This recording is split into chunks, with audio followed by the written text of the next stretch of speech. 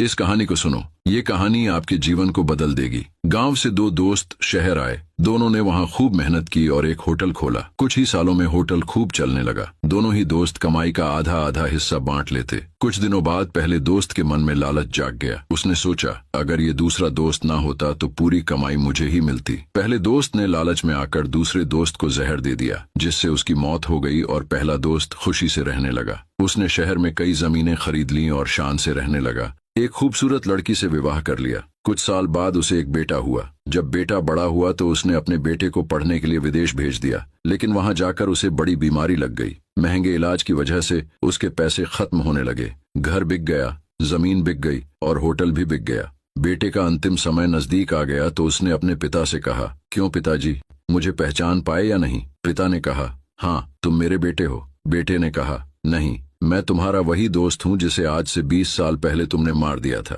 मैं तुम्हारा हिस्सा लेने तुम्हारा बेटा बनकर आया था। मेरा हिस्सा पूरा हुआ, अब मैं चलता हूँ। कहानी की सीख, दूसरे का हक खाकर दूसरे को तकलीफ पहुंचाकर हासिल किए हुए सुख की कीमत ब्याज सहित चुकानी पड़ती है। यदि आप बिलियनियर मेकर को फॉलो नहीं कर रहे हैं तो आप शायद हमें दोबारा नहीं देख पाएंगे।